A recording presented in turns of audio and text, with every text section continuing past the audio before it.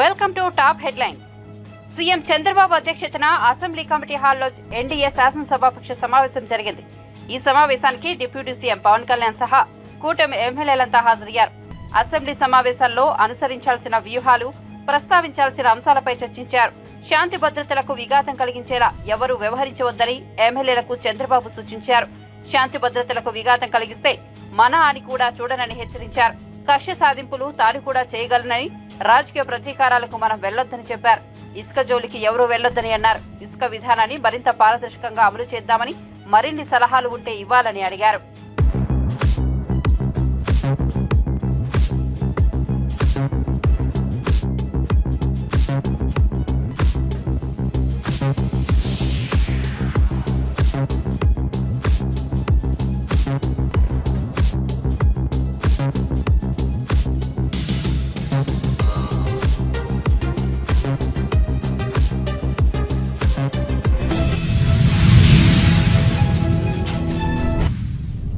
కేంద్ర మంత్రి హర్దీప్ సింగ్ పూరిని తెలంగాణ ముఖ్యమంత్రి రేవంత్ రెడ్డి కలిశారు. తెలంగాణలో 500 రూపాయలకు గ్యాస్ సిలిండర్ పథకం అమలు చేస్తున్న విషయాన్ని కేంద్ర మంత్రి దృష్టికి తీసుకెళ్లారు. వినియోగదారులకు ఇచ్చే రాయితీని ఓఎంసీలకు చెల్లించే అవకాశాన్ని కల్పించాలని ఈ సందర్భంగా విజ్ఞప్తి చేశారు. కేంద్ర మంత్రిని కలిసిన వారిలో రేవంత్ రెడ్డితో పాటు ఉప ముఖ్యమంత్రి మల్లుబట్టి విక్రమార్క, మంత్రి ఉత్తమ్ కుమార్ రెడ్డి ఉన్నారు.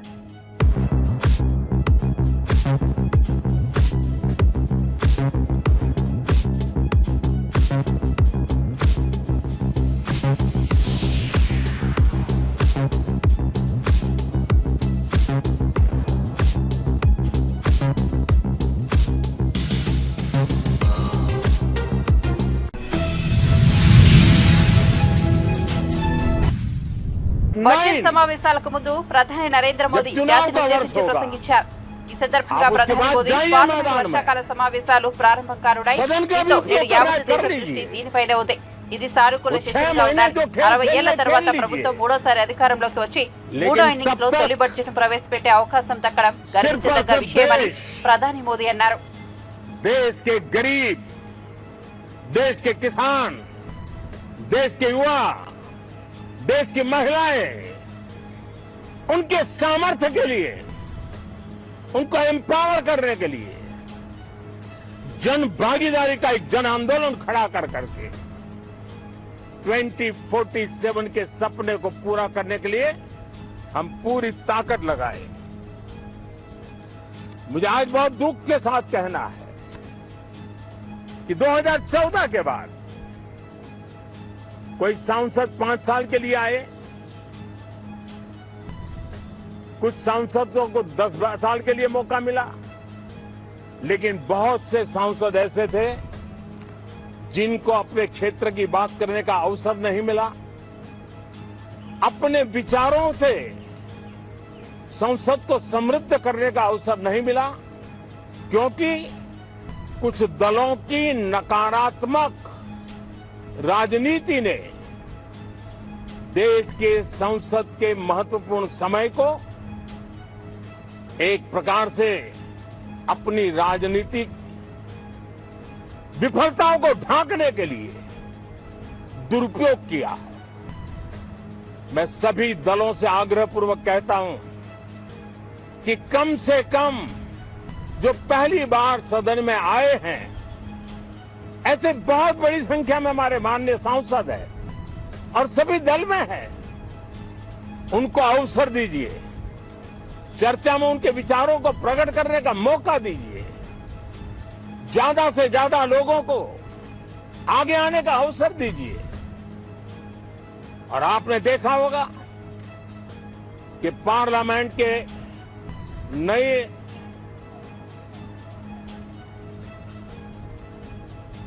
संसद गठन होने के बाद जो पहला सत्र था, 140 करोड़ देशवासियों ने बहुमत के साथ जिस सरकार को सेवा करने का हुक्म किया है देशवासियों ने, उसकी आवाज को ఆంధ్రప్రదేశ్ శాసనమండలి సభ్యునిగా శ్రీ పిడుగు హరిప్రసాద్ ప్రమాణ స్వీకారం చేశారు. సోమవారం ఉదయం శాసనమండలి చైర్మన్ శ్రీ మోషేష్ రాజు ఆయన ఛాంబర్లో ఈ కార్యక్రమాన్ని నిర్వహించారు. శ్రీ మోషన్ రాజు శ్రీ హరిప్రసాద్ తో కలిసి ప్రమాణ స్వీకారం చేయించారు. ఈ కార్యక్రమంలో జనసేన నాయకులు, శ్రీ హరిప్రసాద్ గారి కుటుంబ సభ్యులు పాల్గొన్నారు.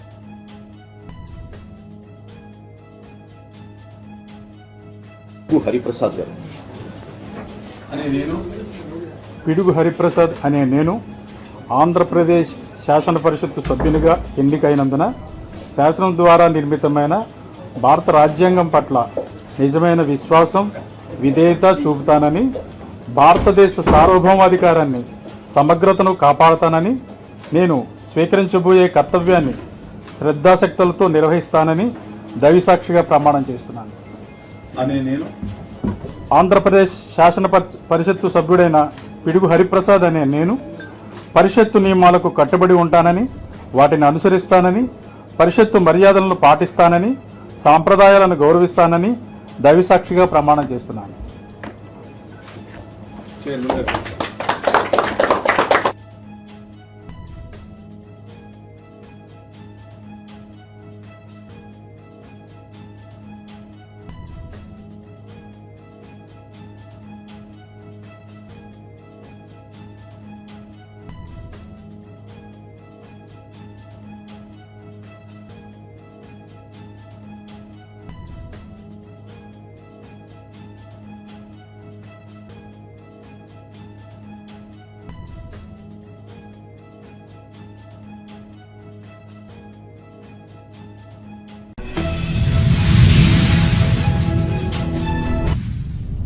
ఆంధ్రప్రదేశ్ లో హత్య రాజకీయాలపై దేశ రాజధానిలో వైసీపీ ధర్నా చేస్తున్నట్టు మాజీ సీఎం జగన్ చేసిన ప్రకటనపై ఏపీ కాంగ్రెస్ చీఫ్ వైఎస్ షర్మిల తీవ్రంగా మండిపడ్డారు. అసెంబ్లీ సమావేశాలు ఎగ్గొట్టేందుకే జగన్ ఢిల్లీకి వెళ్తున్నారని విమర్శించారు. 5 ఏళ్ల పాలనలో ఏపీకి ప్రత్యేక హోదా కోసం ఎన్నిసార్లు ఢిల్లీలో ధర్నా చేశారని నిలదీశారు. ఏపీకి ప్రత్యేక హోదా అంశాన్ని బీజేపీకి తాకట్టు పెట్టారని ఆరోపించారు. విశాఖ స్టీల్ ప్లాంట్లను కాపాడలేకపోయారని మండిపడ్డారు. ఈ మేరకు సోమవారం విజయవాడలోని కాంగ్రెస్ పార్టీ కార్యాలయంలో షర్మిల మీడియాతో మాట్లాడారు. ఏది విత్తుతారో అదే కోస్తారు అని అంటారు. మరి జగన్మోహన్ రెడ్డి గారు హత్య రాజకీయాలు చేశారు, గొడ్డలి రాజకీయాలు చేశారు, హత్య చేయించిన వాళ్ళతో భుజాలు రాసుకొని తిరిగారు, సొంత చెల్లెళ్ళకే వెన్నుపోటు పొడిచారు, 5 కోట్ల మంది ఆంధ్ర రాష్ట్ర ప్రజలకు బీజేపీ పార్టీకి ప్రత్యేక హోదాను తాకట్టు పెట్టారు. ఈరోజు జగన్మోహన్ రెడ్డి గారు ఢిల్లీలో ధర్నా చేస్తారా? ప్రత్యేక హోదా కోసం ఎందుకు చేయలేదండి ధర్నాలు? 5 సంవత్సరాల మీద అధికారంలో ఉన్నారు కదా, మరి ఢిల్లీలో మీరు ప్రత్యేక హోదా కోసం ఎన్నిసార్లు ధర్నాలు చేశారు? ప్రత్యేక హోదా అసలు ఊసే లేకుండా చేశారు కదా. ప్రత్యేక హోదా గురించి మీరు ఏ రోజు పట్టించుకోలేదు, పోలవరం గురించి మీరు ఏ రోజు పట్టించుకోలేదు, రాజధాని గురించి అని చెప్పి 3 రాజధానులను కన్ఫ్యూజ్ చేశారు. ఆఖరికి కడప స్టీల్ ఫ్యాక్టరీని కూడా మీరు పట్టించుకోలేదు. విశాఖ స్టీలు మన రాష్ట్రానికే తలమానికమైనా అమ్మేస్తామన్నా కూడా పట్టించుకోలేదు. ఈరోజు మాత్రం ఢిల్లీకి వెళ్ళి ధర్నా చేస్తారట. మీ కార్యకర్తను చంపేస్తే ఢిల్లీకి వెళ్ళి మీరు ధర్నా చేస్తున్నారే, మరి మీ సొంత చిన్నాన్నను చంపేసినప్పుడు మీరు ఢిల్లీలో ఎందుకు ధర్నా చేయలేదు న్యాయం కోసం? జగన్మోహన్ రెడ్డి గారు సమాధానం చెప్పాలి. ఒకవైపు ఇక్కడ అసెంబ్లీ జరుగుతుంది. అసెంబ్లీ జరుగుతున్న సమయంలో మీరు అసెంబ్లీలో ఉండకుండా ఉండే ధైర్యం మీకు లేక ఇలా సాకులు వెతుక్కొని మీరు ఢిల్లీ వెళ్తామంటున్నారే, అంటే అసెంబ్లీలో ఏ బిల్లు ప్రవేశపెట్టినా అది ప్రజలకు వ్యతిరేకమైన అది పాస్ అయిపోవాలనా? మీరున్నదే 11 మంది, కనీసం ఆ బిల్స్ మీద డిస్కషన్ మీకు అవసరం లేదా?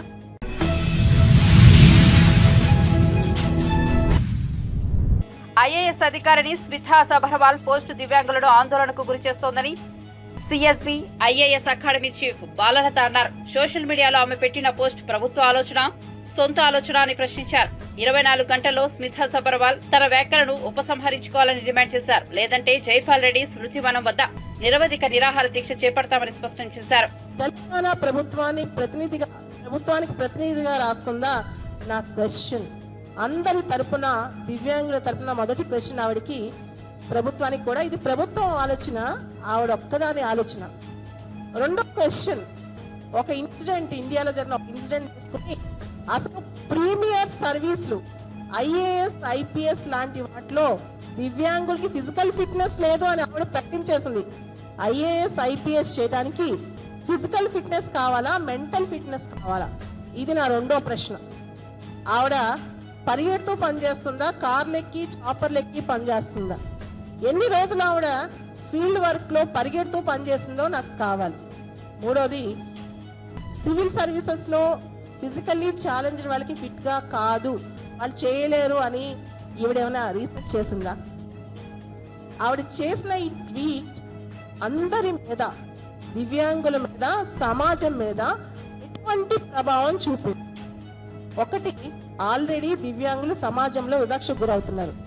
ఆవిడ ట్వీట్ అనేది వివక్షాపూరితంగా దివ్యాంగ సమాజాన్ని అవమానపరిచే విధంగా, దివ్యాంగ సమాజాన్ని కాదు సమాజం మొత్తానికి ఆవిడ హితవు చెప్తుంది, దివ్యాంగులను దూరంగా పెట్టమని. నేను సీఎం గారిని ఒక రిక్వెస్ట్ చేస్తున్నా, మీరు సీఎం అయిన తర్వాత మొట్టమొదటి అపాయింట్మెంట్ ఆర్డర్ ఒక దివ్యాంగురాలను పిలిచి ఇచ్చారు. మీరు సీఎం అయిన తర్వాత మొట్టమొదటి అపాయింట్మెంట్ ఆర్డర్ ఒక ఫిజికలీ ఛాలెంజ్డ్ అమ్మాయికి ఇచ్చారు. సార్, ఆ అమ్మాయి ఎఫిషియెంటా కాదా, మీరు ఏమనుకుని ఇచ్చారో, మీ ప్రభుత్వం తరపున ఆవిడ చెప్పే మాటకి అర్థం ఏంటో మాకు ఆన్సర్ కావాలి. సార్, మిమ్మల్ని రిక్వెస్ట్ చేస్తున్నాం, ఆవిడ ఇలాంటి చెప్పేటప్పుడు ప్రభుత్వం తరపున చెప్తుందా, ఆవిడ తరపున చెప్తుందా తెలియాలి. రెండోది, rights of persons with disabilities act 2016 2016లో చట్టం వచ్చింది. ఆ చట్ట ప్రకారం డిఫరెంట్లీ ఏబుల్డ్ వాళ్ళ గురించి ఇటువంటివి రాయటం, ఇటువంటివి చేయటం నేరం. Of conduct for civil services కింద DOPT వాళ్ళు చూస్తారు. ఇది దానికి మించి చీఫ్ సెక్రటరీ గారు ఖచ్చితంగా ఏ విధానంతో ఆవిడ ఇలా రాసిందో ఆవిడ పరిశీలించాలి, మేమందరం కోరుతున్నాం. రెండోది, డిజేబుల్డ్ వాళ్ళు ఫిజికల్ గా ఫిట్ గా ఉండరు, వాళ్ళు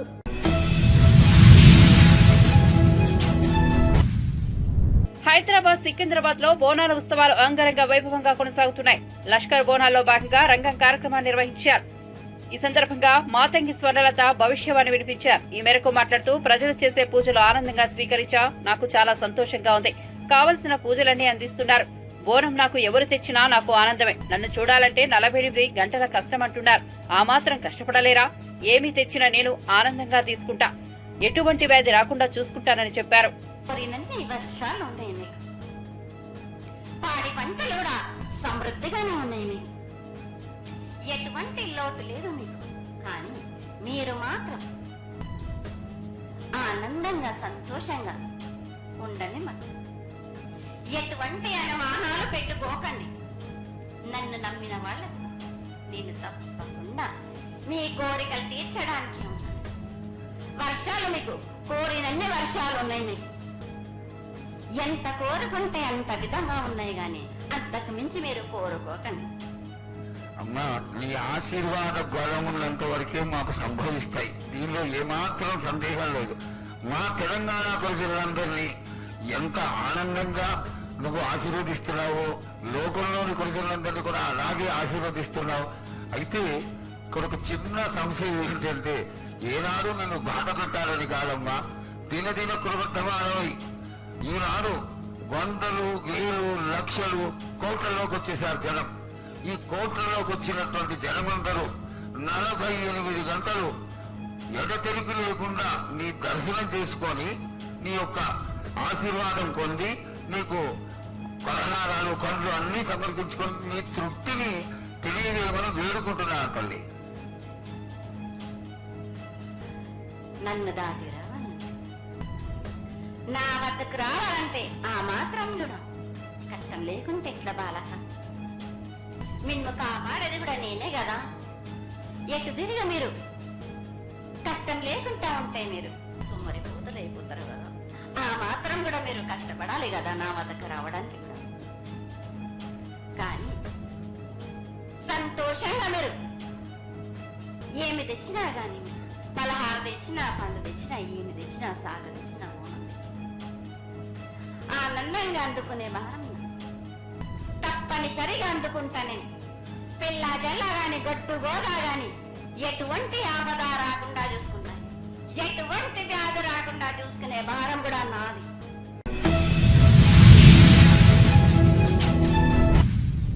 పార్లమెంటు సమావేశాల్లో తెలంగాణ విభజన హామీలకు సంబంధించి నిధులు కేటాయించేలా కేంద్ర మంత్రి కిషన్ రెడ్డి కృషి చేయాలన్నారు మంత్రి పొన్నం ప్రభాకర్.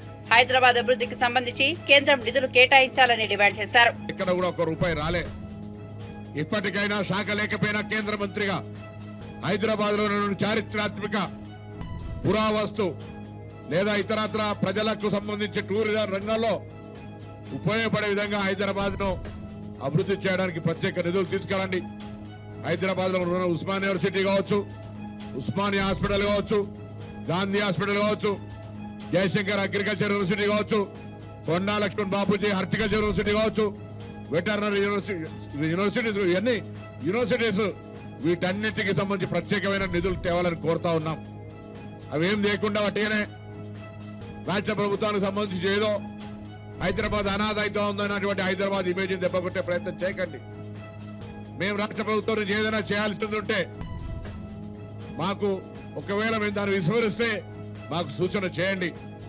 మా గౌరవ ముఖ్యమంత్రి రేవంత్ రెడ్డి గారి నాయకత్వంలో ఉప ముఖ్యమంత్రి గారు సహచార మంత్రులందరూ కూడా హైదరాబాద్ బ్రాండ్ ఇమేజ్ కాపాడడానికి అన్ని రకాలుగా చర్యలు తీసుకోవడానికి సిద్ధంగా ఉన్నాం. మేము అడుగుతుంది ఒకటే, గతంలో రాష్ట్ర ప్రభుత్వం సానుకూలంగా లేదన్న నేపథ్యంతో 10 సంవత్సరాలు నూతనంగా ఏర్పడ్డ రాష్ట్రం ఈ దేశంలో 29వ రాష్ట్రం నిర్లక్ష్యానికి గురైంది. 10 సంవత్సరాలుగా ఉన్న కేంద్రంలో ఉన్నటువంటి పార్టీ ఎన్నికలప్పుడు ఉపాధి హామీకి ఇన్ని పైసలు ఇచ్చినాం, ఇళ్లకి ఇన్ని పైసలు ఇచ్చినాం, సంక్షేమానికి ఇన్ని పైసలు ఇచ్చినామని చెప్తా ఉన్నారు. అది ఎవరు కూడా మీ జేబుల నుంచి ఇస్తలేరు. అది ఫెడరల్ సిస్టమ్ లో వాటా. నూతనంగా ఏర్పడ్డ స్టేట్ కు మీరేం అదనంగా ఇచ్చారని అడుగుతా ఉన్నాం. 29 రాష్ట్రాలు అన్నింటికి ఇచ్చినట్టుగా లెక్క చేసి ఆ లెక్కని ఇక్కడ చెప్తే, పవర్ పాయింట్ ప్రజెంటేషన్ చేసి చెప్తే అందులో ఒకడు కూడా ప్రత్యేకించి నూతనంగా ఏర్పడ్డ రాష్ట్రం అభివృద్ధికి సంబంధించిన ఒక అంశం కూడా, ఒక పేరా కూడా లేదు. మీరు పవర్ పాయింట్ ప్రజెంటేషన్ చేసినారు. నేను ఒకటే ఇవాళ రాష్ట్ర ప్రభుత్వం తరఫున హైదరాబాద్ ఇన్ఛార్జ్ మంత్రిగా, ఈ రాష్ట్ర మంత్రిగా, తెలంగాణ ఉద్యమ బిడ్డగా తెలంగాణ ప్రయోజనాలు కాపాడడానికి పార్లమెంటు సాక్షిగా మీ యొక్క సమన్వయంతో 17 మంది లోక్సభ సభ్యులు, 8 మంది రాజ్యసభ్యులను సమన్వయంగా చేసుకుని పార్టీలకు అతీతంగా తెలంగాణ ప్రయోజనాలను కాపాడడానికి అవసరమైతే మా గౌరవ ముఖ్యమంత్రి గారు మంత్రులతో సహా ఒక డెలిగేషన్ ప్రధానమంత్రి గారు కలిపియండి. 28 రాష్ట్రాల తర్వాత ఏర్పడ్డ 29వ రాష్ట్రంగా 10 సంవత్సరాలుగా నిర్లక్ష్యం జరిగిన ఈ యొక్క రాష్ట్రానికి అదనంగా నిధులు తీసుకొచ్చే విషయం లోపల ప్రధాన భూమి.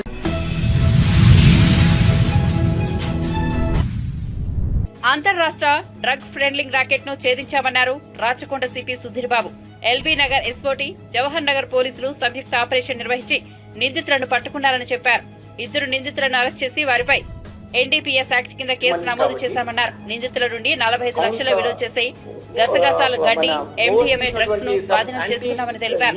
నిందితులు ఓంరామ్, సన్వాలా రామ్ గా గుర్తించామని, వారు రాజస్థాన్ రాష్ట్రానికి చెందిన వారని చెప్పారు. వికాస్ అనే మధ్యప్రదేశ్ కు చెందిన మరో నిందితుడు పరారీలో ఉన్నారన్నారు. ప్రధాన నిందితులు 2 కార్పెంటర్, రైలింగ్ పనులు చేస్తూ జీవనోపాధి పొందుతున్నారని వెల్లడించారు. ఓంరామ్ పై రాజస్థాన్ లో డ్రగ్స్ కేసులు ఉన్నాయని, ఆర్థిక సమస్యల కారణంగా డ్రగ్స్ విక్రయించడం ద్వారా సులభంగా డబ్బు సంపాదించాలని నిర్ణయించుకున్నారని విచారణలో తెలిసిందన్నారు.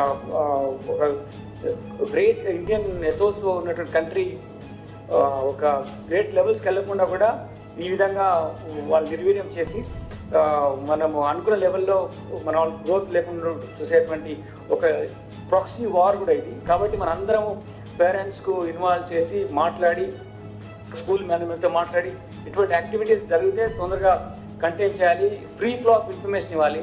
మనకి చెప్తుండాలి ఇట్లా ఏమి జరుగుతుందని చెప్పేసి. పోలీస్ అధికారులకు ఎవరైనా మీకు నమ్మకం ఉన్న అధికారులు ఎవరు ఉంటే వాళ్ళకి చెప్పొచ్చు.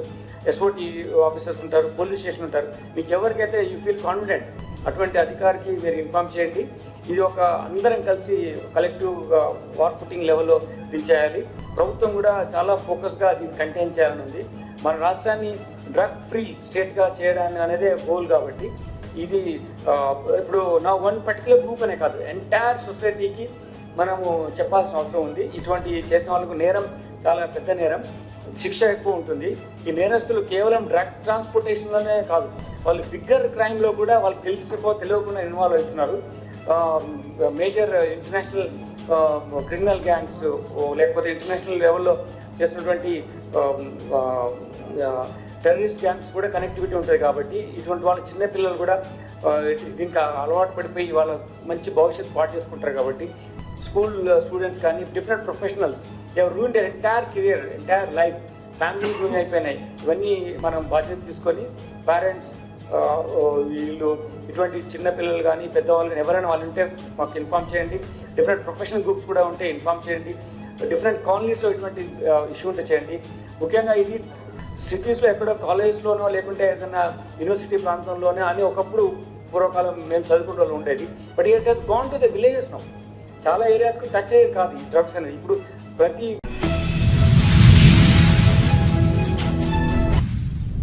మంత్రి పొంగులేటి శ్రీనివాసరెడ్డిపై బీజేపీ శాసనసభాపక్ష నేత ఏలేటి మహేశ్వర్ రెడ్డి తీవ్రస్థాయిలో మండిపడ్డారు. మంత్రికి సంబంధించిన కంపెనీపై తీవ్ర ఆరోపణలు చేశారు. పొంగులేటికి చెందిన రాఘవ్ కంపెనీకి సంబంధించి చాలా అంశాలు తన వద్ద ఉన్నాయని వ్యాఖ్యానించారు. ఆయన కంపెనీ యూరో ఎగ్జిమ్ బ్యాంక్ కుంభకోణంలో భాగస్వామి అని సంచలన ఆరోపణలు చేశారు. యూరో ఎగ్జిమ్ బ్యాంక్ గ్యారంటీ పొందిన పొంగులేటి శ్రీనివాసరెడ్డికి మంత్రిగా కొనసాగే అర్హత లేదన్నారు. రాష్ట్రంలోని బ్యాంకుల జాబితాలో యూరో ఎగ్జిమ్ ఉండదని గుర్తు చేశారు. ఇది ఖండాంతరాలు దాటి ఒక దీవిలో ఉన్న ఫైనాన్స్ కంపెనీ అన్నారు. ఆర్బీఐ మార్గదర్శకాలకు వ్యతిరేకంగా దేశాన్ని రాష్ట్రాన్ని మోసం చేశారన్నారు. ఈ రోజు ఒక లెటర్ రాస్తే దానికి state bank of India bank guarantee కింద రాస్తా ఉన్నది. అడ్వైజింగ్ ఆఫ్ బ్యాంక్ గ్యారంటీ అని రాసి కింద we confirm the authenticity and genuineness of the bank guarantee and hereby advise it to you. How can the SBI guarantee a finance company which is not under RBI guidelines?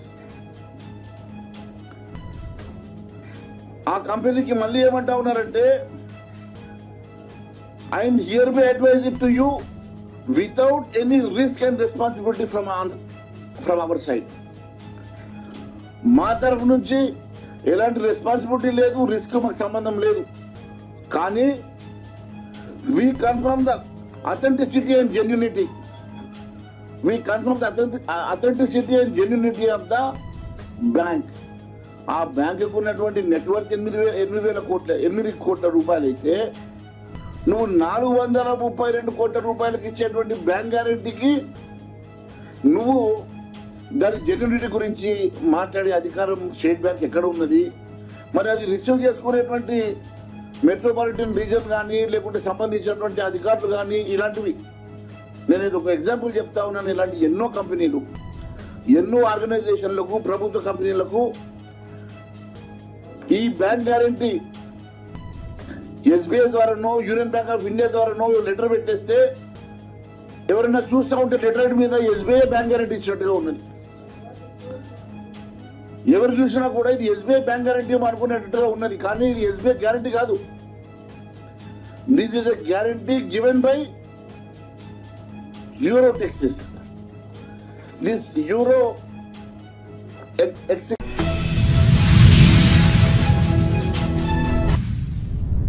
రానున్న 3 రోజుల పాటు తెలంగాణలోని కొన్ని జిల్లాల్లో మోస్తరు నుంచి భారీ వర్షాలు కురిసే అవకాశం ఉందని హైదరాబాద్ వాతావరణ కేంద్రం తెలిపింది.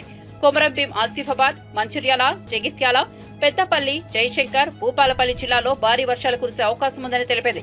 తెలంగాణలో 2-3 రోజులుగా కురుస్తున్న వర్షాలకు జనజీవనం స్తంభించిపోయింది. పగటివేళ ముసురువాన కురుస్తుండగా రాత్రిలో వాన దంచి కొడుతోంది. హైదరాబాద్ సహా తెలంగాణ మొత్తం తడిసి ముద్దవుతోంది. ప్రాజెక్టులు నిండి కలకలలాడుతున్నాయి. పలు గ్రామాలకు రాకపోకలు స్తంభించిపోయాయి.